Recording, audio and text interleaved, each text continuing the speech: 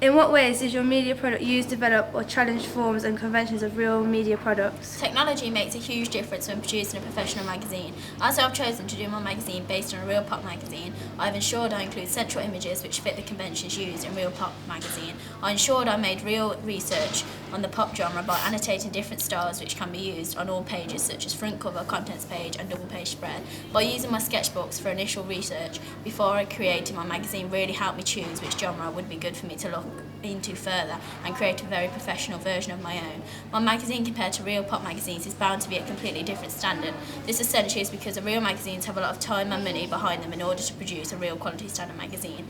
This simply is because they have far more advanced equipment, although they do use Photoshop, which I have used to create my magazine. Their additional software and computers / equipment cost thousands and thousands of pounds, whereas I have simply just created my magazine on a school Apple Mac computer.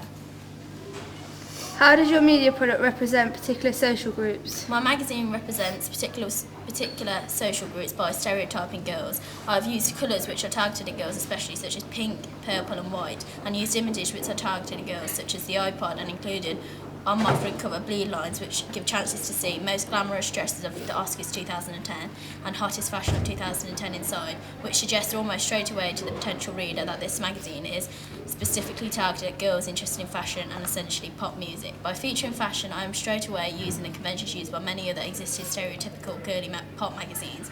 Also, the way in which I've structured my magazine with really soft transitions of text and using a white stroke on bleed lines of my first page give it a very feminine feel. Also, within my contents page, I've used symbols such as splash in the top right hand corner to give it a fun, happy, girly kind of feel. I've been incredibly careful on which images I've used of Lady Dawn, as she must seem to be very sweet, innocent, young and in some respects naive, so that teenagers can see the journey in which the star has faith, which essentially is what a lot of pop magazines do. What kind of media institution might distribute your media product and why? My magazine would essentially be distributed by shops and magazine retailers and promoters who attend events such as pop concerts and festivals, for example V Festival and Reading.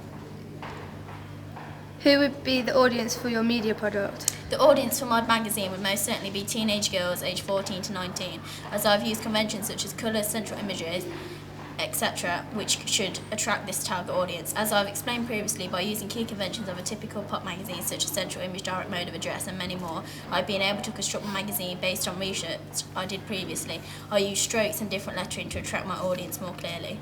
To address your audience? I attracted my audience by using very girly soft colours such as pink, white and purple. I also used images such as my direct mode of address, Lady Dawn, which enabled my audience to see what it's about and what sort of genre it was. I ensured my centre image was a specific way, such as innocent, girly, happy, sweet and in a sense naive. Also, my referencing to things such as Oscars and fashion, it allowed my audience to realise what sort of additional things my magazine offers. I added these as they was one of the conventions which came up most frequently when studying other pop magazines. It also allows the audience to realise straight away what they can expect from my magazine. What have you learnt about technologies from the process of constructing this product? While producing my magazine, I've learnt a lot through Photoshop, such as how to merge layers, crop images, use strokes and fonts and many more.